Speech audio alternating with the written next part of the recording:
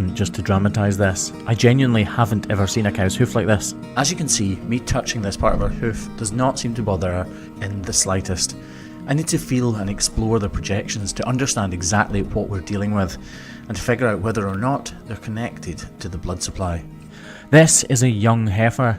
She's just a first calver, and actually I found out later after this video that she had an accident when she was younger, and that accident has resulted in this, a deformed hoof sprouting keratin fingers.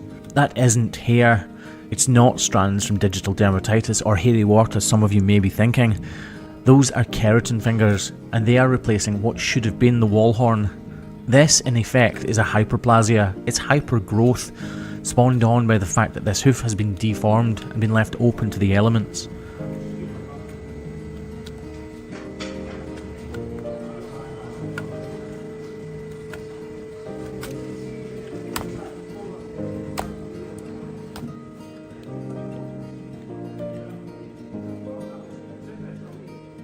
Some of them will have a blood supply to them, so I need to be very careful which ones I remove and which ones I don't. Underneath all of those keratin fingers is a raw and open wound. This cow is in pain, which is why I'm applying a block to this outer hoof. In this case, we're going to use two blocks, two extremely long-lasting polyurethane blocks. This problem is not one that's going to disappear overnight, and I'm not willing to take any chances by putting on a low block. I want to give her as much pain relief as possible for as long as possible, and a block like a polyurethane one, like I'm just about to attach, will do that. It'll barely wear out at all, and it'll provide the much needed height to get that sore, deformed hoof off the ground.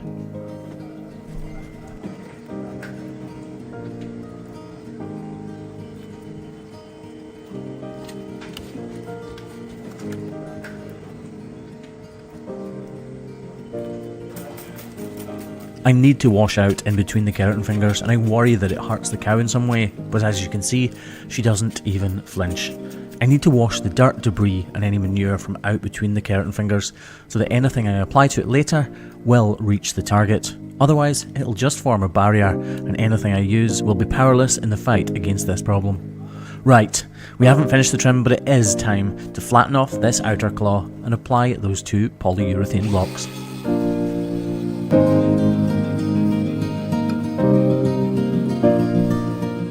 When a cow walks, as she takes each stride, her foot does not hit the ground parallel to it or perpendicularly to it, and it doesn't leave in the same way either. So you'll notice as I put these blocks on, I stagger them towards the back. That's to make sure the angle of the rollover will be sufficient, otherwise she won't walk on the blocks properly.